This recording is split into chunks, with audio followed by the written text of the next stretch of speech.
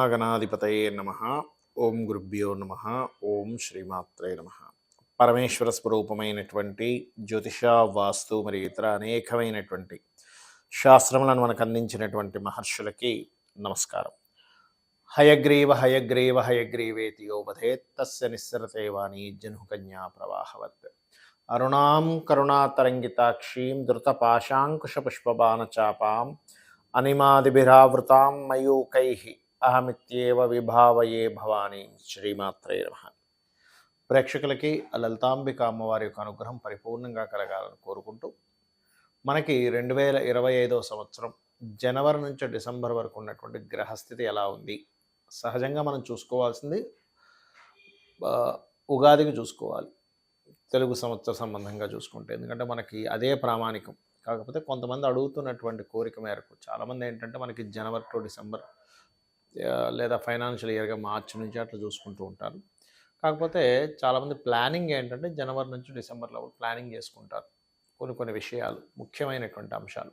అందుకని చాలామంది అడగడం వల్ల మనం జనవరి టు డిసెంబర్ చేస్తున్నాం. కానీ ఉగాదికి వేరుగా ఉంటుంది. అది విశ్వవసునామ సంవత్సరం ఎలా ఉండబోతుంది అనేది వేరుగా చేస్తాం. అది అయితే ఇక్కడ ఎప్పుడైనా ఒకటే గుర్తుపెట్టుకోండి, మేజర్ ప్లానెట్స్ ఏవైతే ఉన్నాయో అవే సంవత్సర ఫలితాలకి ప్రధానం.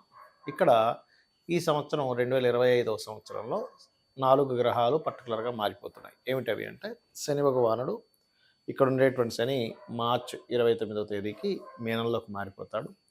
మీనంలో ఉండే రాహువు శని ఇద్దరూ కలిసి మే 30వ తేదీ వరకు కలిసి ఉంటారు. గుర్తుపెట్టుకోండి, ఇది ఒక డిఫరెంట్ కాంబినేషన్. అలాగే ఇక్కడ ఉన్నటువంటి రాహు ఇక్కడికి మే 30వ తేదీకి, ఇప్పుడు ప్రజెంట్ ఇక్కడ ఉన్నటువంటి గురువు ఈయన వక్రించున్నాడు ప్రస్తుతం, ఈయన మే 15వ తేదీకి ఇక్కడ మారిపోతాడు.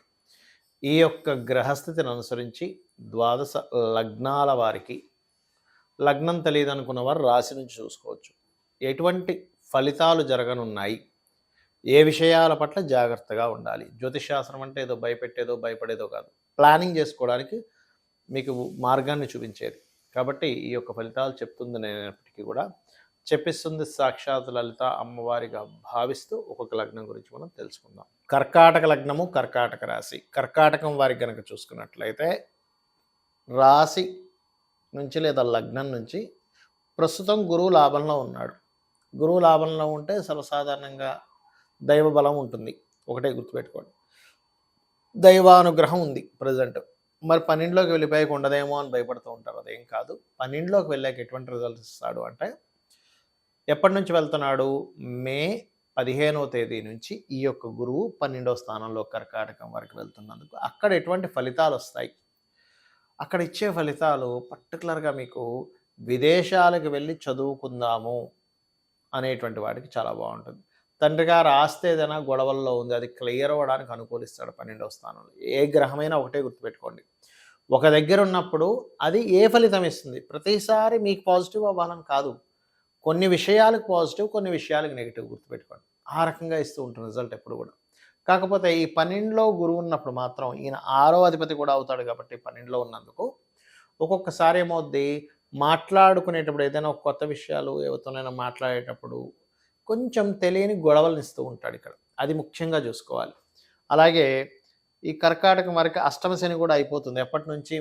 మే 30వ తేదీ మార్చి 29వ తేదీ నుంచి కర్కాటకం వరకు అష్టమ శని అయిపోతుంది. ఎప్పుడైతే అష్టమ శని అయిపోతుందో కాస్త అప్పటి వరకు సడన్గా చేంజెస్ ఉండేవి, కొంచెం తగ్గుతాయి.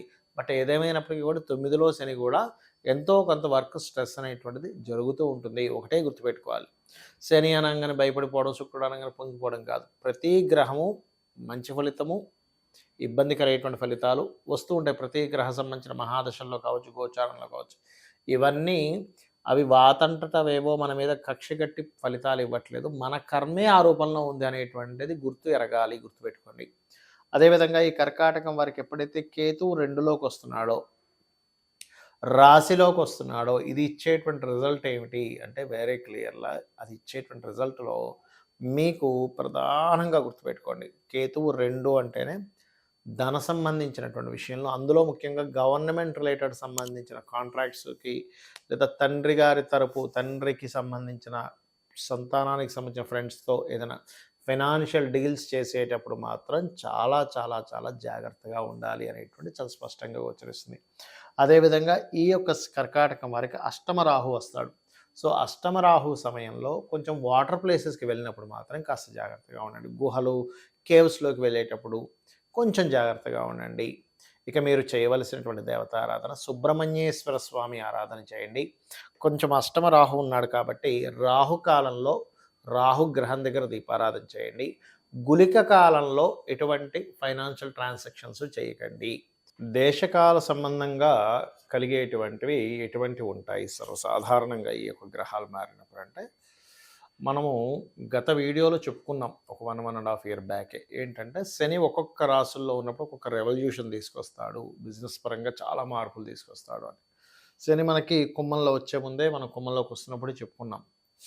టెక్నాలజీ వైజ్‌గా, బిజినెస్ వైజ్‌గా చాలా మార్పులు తీసుకొస్తాడు అని. అదే మనకి 30 సంవత్సరాల క్రితం చూసుకుంటే గనక కంప్యూటర్ అనే దాన్ని పెంచుకుంటూ వచ్చాడు 30 ఏళ్ల నుంచి. ఇప్పుడు శని ఇక్కడికి వచ్చేసరికి ఏమైంది? ఏఐ అనేటువంటిది ఇచ్చాడు.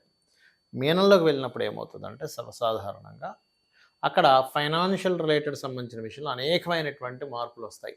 ఫైనాన్స్ వాడే విధానంలో కొన్ని కట్టడులు, కొన్ని ధర్మ సంబంధం కొన్ని కట్టడులు ఏర్పడతాయి. ఒకటి. రెండవదేంటంటే ప్రతి ఒక్కరూ కూడా ఉపాసన చేయవలసిన పరిస్థితి వస్తుంది. అంటే ఏదైనా ఒక దీక్షలాగా కానివ్వండి, ప్రతి ఒక్కరు కూడా ఒక అనుష్ఠానం తీసుకోవాల్సిన పరిస్థితి ఉంది. ఎందుకంటే ఇక్కడి నుంచి శని ఇక్కడి నుంచి మీనంలోకి, మేషంలోకి వెళ్ళినప్పుడు మనం గతంలో చెప్పుకున్నాము ఒకసారి. ఏంటంటే మేష శని సంచరించేటప్పుడు 6.5 సంవత్సరాలు దాదాపుగా మీరు గమనించండి. ఇక్కడ ఏఐ ఎప్పుడైతే వస్తుందో మనకి సొసైటీలో కూడా చాలా మార్పులు వస్తున్నాయి. ఎవరికి వారు సొంతంగా ఏదైనా చేసుకోవాల్సిన పరిస్థితి రాబోతుంది అని మనం 1.5 ఇయర్ బ్యాక్ ప్రిడిక్ట్ చేసాం.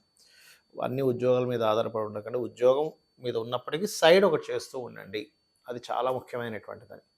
సో, ఇది ఏ రకంగా అయితే ఎవరికి వారు సొంతంగా చేసుకోవాలో, ఎందుకంటే న్యాచురల్ మేషంలోకి ఎప్పుడైతే శని సంచారం జరుగుతుందో, సో న్యాచురల్ 10th లార్డ్ వచ్చేసి లగ్నం మీద అంటే మేషం మీద ప్రభావం చూపిస్తుంది. అంటే ఓన్లీ వర్క్‌నే నమ్ముకుంటే చాలా ప్రమాదం ఇక్కడ. ఇదేదో మిమ్మల్ని భయపెట్టడానికి కాదు, మిమ్మల్ని ముందుగా హెచ్చరిస్తూ మీరు బాగుపడాలని చెప్తున్నటువంటి అంశం. అలాగే ఇక్కడ ఇంకోటేంటంటే ఓన్‌గా ఏదైనా చేసుకోవాలి. శని నీచబడుతున్నప్పుడు మనం ఉద్యోగాల మీద ఆధారపడకూడదు. సొంతంగా ఏదైనా ఒక చిన్న కర్మాగారం, చిన్నగా మనం ఓన్‌గా ఏదైనా సేల్ చేయగలమా ఆన్‌లైన్‌లో, లేకపోతే ఇంకేదైనా చేయగలమా అనేటువంటి దాంట్లోకి వెళ్ళాలి. దీంతో పాటు ఇక్కడ మనకి చూడండి కొన్ని బ్లాక్ మ్యాజిక్స్ అని ఇట్లాంటివన్నీ పెరుగుతూ ఉన్నాయి. ఈ శని మీన, మేషరాశుల్లో సంచరించేటప్పుడు ముఖ్యంగా కొన్ని ధర్మ సంబంధించినటువంటి విషయాలకి, కొన్ని కోర్ట్ రిలేటెడ్ సంబంధించిన ఇష్యూస్‌కి, కొన్ని నెగెటివ్ ఎనర్జీస్‌కి ప్రభావం ఎక్కువగా ఉంటుంది ఇక్కడ శని సంచారం జరిగేటప్పుడు. అందుకని ప్రతి ఒక్కరు కూడా వారి వారి లగ్నాలను బట్టి, వారి వారి రాసులను బట్టి, వారికి ఏ దేవత ఇష్టమైతే ఆ దేవత అనుష్ఠానం రోజు ఉదయం ఒక అరగంట, సాయంత్రం ఒక అరగంట సేపు చేసుకోవడం మిమ్మల్ని, మీ యొక్క కుటుంబాలను అన్నిటిని రక్షిస్తుంది. ఇది ముఖ్యంగా గుర్తుపెట్టుకోండి. మీ జన్మజాతకం ఎలా ఉన్నా, అక్కడ ధనయోగం ఉన్నా లేకపోయినా, అంటే జన్మజాతకంలో 12 భావాలు ఉంటాయి. ఆ 12 భావాలు ఎలాగున్నా కూడా మీరు అమ్మవారిని పట్టుకోగలిగితే, లేదా మీ ఇష్టదేవతని అంటే లలితాదేవిని పట్టుకుంటారా, విష్ణువునా, లేకపోతే శివున్నా, కాళికా అమ్మవారినా, లేకపోతే దశమహావిద్యల్లో ఏదైనా ఒక విద్యను తీసుకొని గురువుగారుల దగ్గర తీసుకొని మీరు ఉపాసన చేస్తున్నారా అనేటువంటి చాలా ముఖ్యమైనటువంటి అంశం రాబోయేటువంటి 5 to 6 ఇయర్స్ లోపల. ఎందుకంటే మనకి ఇక్కడ శని భగవానుడు ఇక్కడికి మారబోతున్నాడు. దీనివల్ల చాలా చాలా మార్పులు వస్తాయి. అదేవిధంగా శనితో పాటు మనకి గురువు కూడా ఇక్కడికి వెళ్తున్నాడు. ఎప్పుడైతే గురువు ఇక్కడికి వెళ్తాడో మే 15వ తేదీ నుంచి వ్యాపార సంబంధించినటువంటి విషయాల్లో అనేకమైనటువంటి అద్భుతమైనటువంటి అవకాశాలు కావచ్చు, మార్పులు కావచ్చు బాగుంటుంది. అదిగాక మనకి విశ్వవసు నామ సంవత్సరం నెక్స్ట్ చెప్పుకున్నాం. క్రోధినామ సంవత్సరం అంత ఘోరంగా అయితే ఉండదు, గుర్తుపెట్టుకోండి.